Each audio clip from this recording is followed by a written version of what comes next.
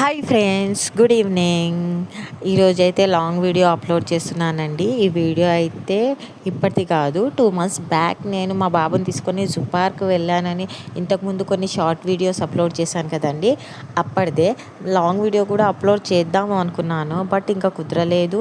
ఇంకా ఎందుకు కుదరలేదు అన్నది ఆల్రెడీ మీ అందరికీ తెలిసిన విషయమే. ఈరోజైతే ఎలాగైనా అప్లోడ్ చేద్దాం అనుకొని డిసైడ్ అయ్యాను. సో అందుకే అప్లోడ్ చేస్తున్నాను.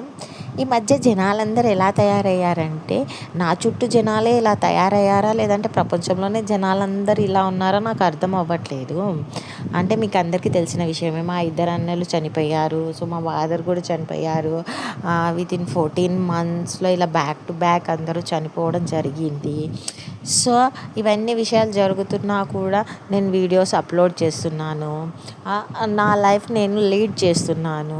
సో జనాలకి ఏంటంటే, మనం బాధపడ్డా వాళ్ళకి బాధనే.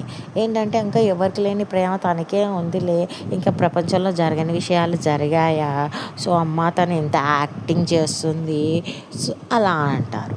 లేదు, మన పని మనం చేసుకుంటే ఏమంటారు, తనకి ఏంటి అసలు ఇంతమంది చనిపోయినా తనకి బాధే లేదులే, హ్యాపీగా వీడియోలు తీసుకుంటుంది అని అంటారు.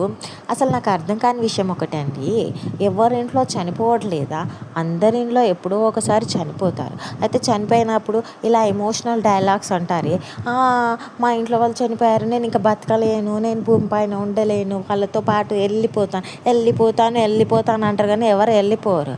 మేము కూడా చనిపోతాం అంటారు. మళ్ళీ చనిపోతాం అన్న వాళ్ళు చనిపోయిన వాళ్ళతో ఎందుకు చనిపోరండి, వాళ్ళతో పాటే దుక్కేసి అయిపోతుంది కదా, దరిద్రం పోతుంది కదా. అలా అయితే అన్నారు. బట్ మేము ఉండలేకపోతున్నాము, మేము బ్రతకలేకపోతున్నాము అని అంటారు. బ్రతకలేకపోతున్నాను అంటే ఏంటో నాకు అర్థం అవ్వలేదు. అంటే తినకుండా ఉంటున్నావా, స్నానం చేయకుండా ఉంటున్నావా, అసలు ఏం చేయకుండానే భూమి పైన ఉంటున్నావా నువ్వు, నాకు అర్థం అవ్వదు. నా వల్లనైతే ఇలాంటి ఎమోషనల్ డైలాగ్స్ చెప్పడం అవ్వదు.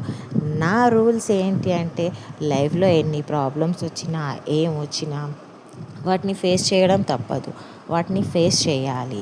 కానీ వాటిని ఫేస్ చేయకుండా ఏదో కూర్చొని ఎమోషనల్గా అందరికీ బ్లాక్మెయిల్ చేయడం నాకు రాదు.